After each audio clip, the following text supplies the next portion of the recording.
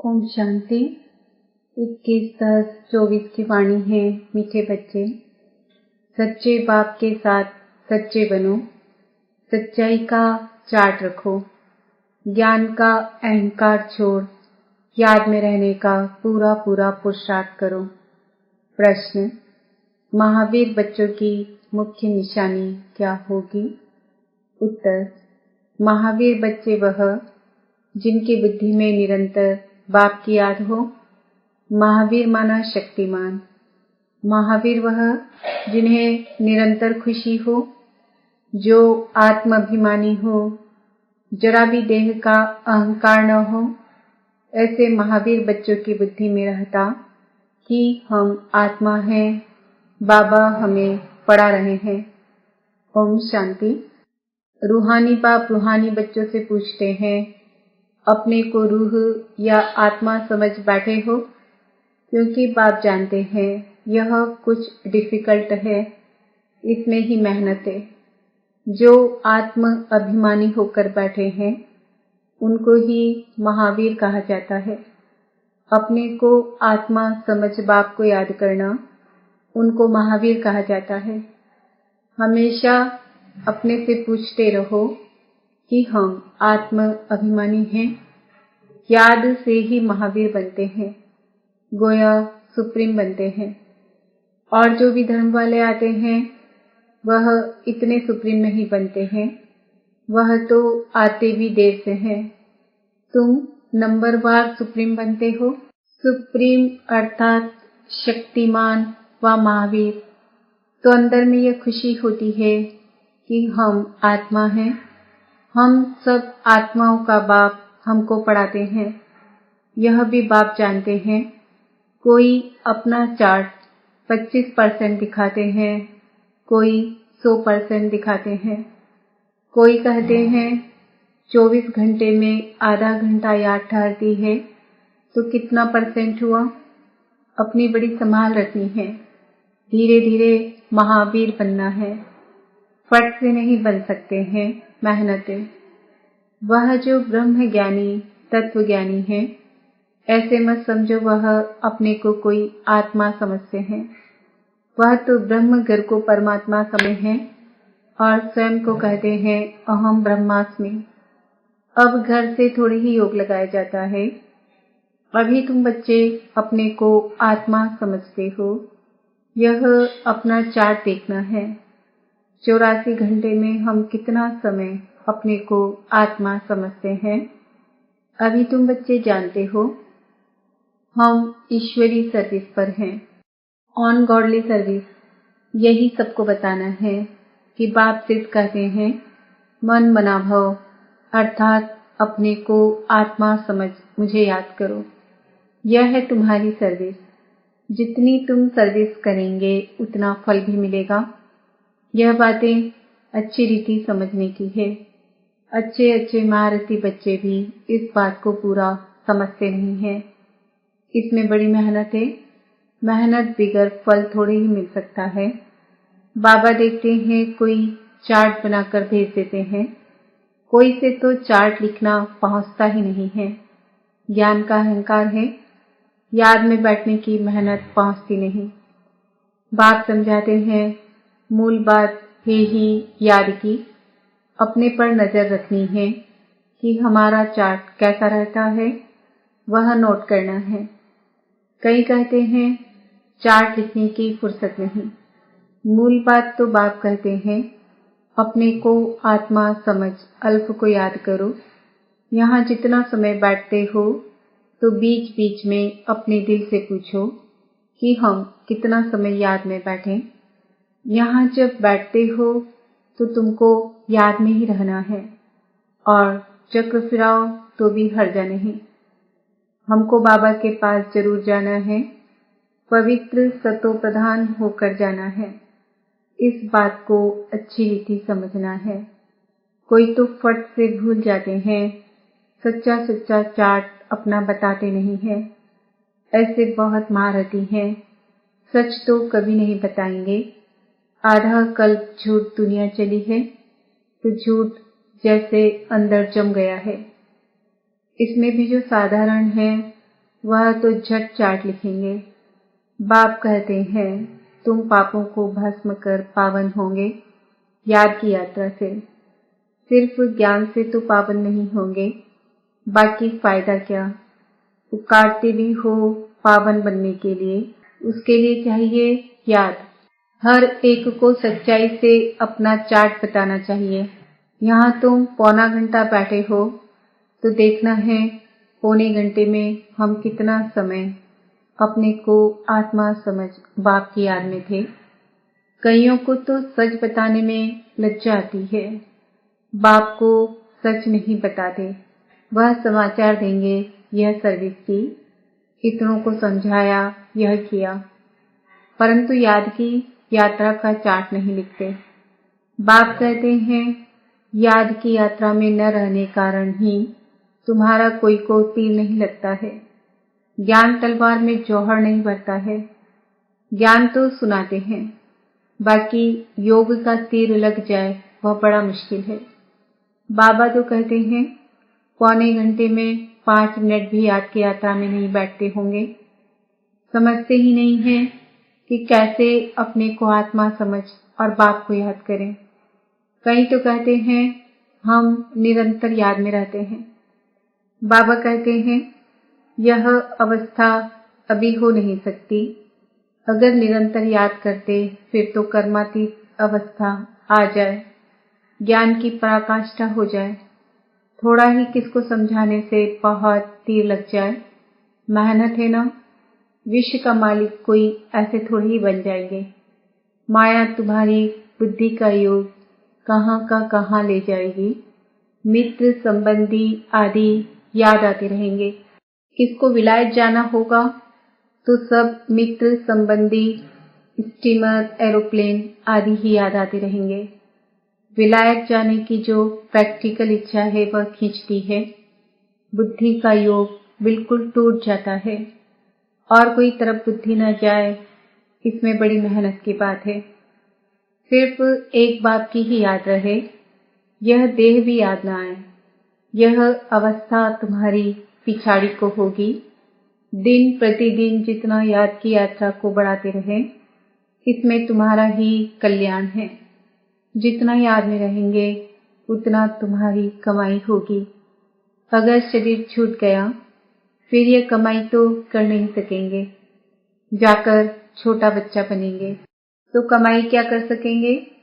भल आत्मा यह संस्कार ले जाएगी, परंतु टीचर तो चाहिए ना, जो फिर स्मृति दिलाए। बाप भी स्मृति दिलाते हैं ना। बाप को याद करो, यह सिवाय तुम्हारे और कोई को पता नहीं है कि बाप की याद से ही पावन बनेंगे। वह तो गंगा स्नान को ही ऊंच मानते हैं, इसलिए गंगा स्नान ही करते रहते हैं। बाबा तो इन सब बातों का अनुभवी है ना। इसने तो बहुत गुरु किए हैं। वह स्नान करने जाते हैं पानी का। यहाँ तुम्हारा स्नान होता है याद की यात्रा से। सिवाय बाप की याद के तुम्हारी आत्मा पावन बन ही नहीं सकती। इनका नाम ही है योग, अर्थात याद की यात्रा। ज्ञान को स्नान नहीं समझना, योग का स्नान है। ज्ञान तो पढ़ाई है, योग का स्नान है जिससे पाप करते हैं। ज्ञान और योग दो चीजें हैं। याद से ही जन्म जन्मांतर के पाप भस्म होते हैं। बाप कहते हैं इस याद की यात्रा से ही तुम पावन बन सतो प्रधान बन जाएंगे। बाप तो बहुत अच्छी रीति समझाते हैं। मीठे मीठे बच्चों, इन बातों को अच्छी रीति समझो, यह भूलो नहीं। याद की यात्रा से ही जन्म जन्मांतर के पाप कटेंगे। बाकी ज्ञान तो है कमाई। याद और पढ़ाई दोनों अलग चीज है। ज्ञान और विज्ञान, ज्ञान माना पढ़ाई, विज्ञान माना योग अथवा याद। किसको ऊंच रखेंगे, ज्ञान या योग। याद की यात्रा बहुत बड़ी है, इसमें ही मेहनत है। स्वर्ग में तो सब जाएंगे। सतयुग है स्वर्ग, त्रेता है सेमी स्वर्ग। वहां तो इस पढ़ाई अनुसार जाकर विराजमान होंगे। बाकी मुख्य है योग की बात। प्रदर्शनी व म्यूजियम आदि में भी तुम ज्ञान समझाते हो। योग थोड़े ही समझा सकेंगे, सिर्फ इतना कहेंगे अपने को आत्मा समझ बाप को याद करो। बाकी ज्ञान तो बहुत देते हो। बाप कहते हैं पहले पहले बात ही यह बताओ कि अपने को आत्मा समझ बाप को याद करो। इस ज्ञान देने के लिए ही तुम इतने चित्र आदि बनाते हो। योग के लिए कोई चित्र की दरकार नहीं है। चित्र सब ज्ञान की समझाने के लिए बनाए जाते हैं। अपने को आत्मा समझने से देह का अहंकार बिल्कुल टूट जाता है। ज्ञान में तो जरूर मुख चाहिए वर्णन करने के लिए। योग की तो एक ही बात है, अपने को आत्मा समझ बाप को याद करना है। पढ़ाई में तो देह की दरकार है, शरीर बिगड़ कैसे पढ़ेंगे व पढ़ाएंगे। पतित पावन बाप है तो उनके साथ योग लगाना पड़ेगा, परंतु कोई जानते नहीं है। बाप खुद आकर सिखलाते हैं। मनुष्य मनुष्य को कभी सिखला न सके। बाप ही कहते हैं मुझे याद करो। इसको कहा जाता है परमात्मा का ज्ञान। परमात्मा ही ज्ञान का सागर है। यह बड़ी समझने की बातें हैं। सबको यही बोलो कि बेहद के बाप को याद करो। वह बाप नई दुनिया स्थापन करते हैं। वह समझते ही नहीं कि नई दुनिया स्थापन होनी है। जो भगवान को याद करें, ध्यान में भी नहीं है तो ख्याल करें ही क्यों। यह भी तुम जानते हो। परमपिता परमात्मा शिव भगवान एक ही है। कहते भी हैं ब्रह्मा देवताय नमः, फिर पिछाड़ी में कहते हैं शिव परमात्माय नमः। वह बाप है ही ऊंच से ऊंच, परंतु वह क्या है यह भी नहीं समझते। अगर पत्थर टिक्कर में है फिर नमः काहे की, अर्थ रहित बोलते रहते हैं। यहाँ तो तुमको आवाज से परे जाना है, अर्थात निर्वाण धाम शांति धाम में जाना है।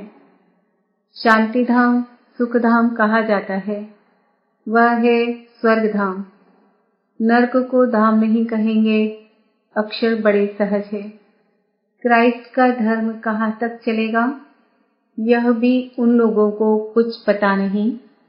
कहते भी हैं क्राइस्ट से 3000 वर्ष पहले पैराडाइज था, अर्थात देवी देवताओं का राज्य था। तो फिर 2000 वर्ष क्रिश्चियन का हुआ, अब फिर देवता धर्म होना चाहिए। मनुष्यों की बुद्धि कुछ काम नहीं करती। ड्रामा के राज को न जानने के कारण कितने प्लान बनाते रहते हैं। यह बातें बड़ी अवस्था वाली बूढ़ी माताएं तो समझ न सके। बात समझाते हैं अभी तुम सबकी वानप्रस्थ अवस्था है, वाणी से परे जाना है। वह भल कहते हैं निर्वाण धाम गया, परंतु जाता कोई नहीं है। पुनर्जन्म फिर भी लेते जरूर हैं, वापस कोई भी जाता नहीं। वानप्रस्थ में जाने के लिए गुरु का संग करते हैं। बहुत वानप्रस्थ आश्रम है, माताएं भी बहुत है, वहां भी तुम सर्विस कर सकते हो। वानप्रस्थ का अर्थ क्या है तुमको बाप बैठ समझाते हैं। अभी तुम सब वानप्रस्थी हो, सारी दुनिया वानप्रस्थी है। जो भी मनुष्य मात्र देखते हो सब वानप्रस्थी है। सर्व का सद्गति दाता एक ही सद्गुरु है। सबको जाना ही है। जो अच्छी रीति पुरुषार्थ करते हैं वह अपना ऊंच पद पाते हैं। इसको कहा ही जाता है कयामत का समय। कयामत के अर्थ को भी वह लोग समझते नहीं है। तुम बच्चों में भी नंबर बार समझते हैं। बड़ी ऊंच मंजिल है, सबको समझना है। अभी हमको घर जाना है जरूर। आत्माओं को वाणी से परे जाना है, फिर पाठ रिपीट करेंगे। परंतु बाप को याद करते करते जाएंगे तो ऊंच पद पाएंगे। दैवी गुण भी धारण करने हैं। कोई गंदा काम चोरी आदि नहीं करना चाहिए। तुम पुण्य आत्मा बनेंगे ही योग से, ज्ञान से नहीं। आत्मा पवित्र चाहिए। शांति धाम में पवित्र आत्माएं ही जा सकती है। सब आत्माएं वहां रहती हैं, अभी आती रहती है।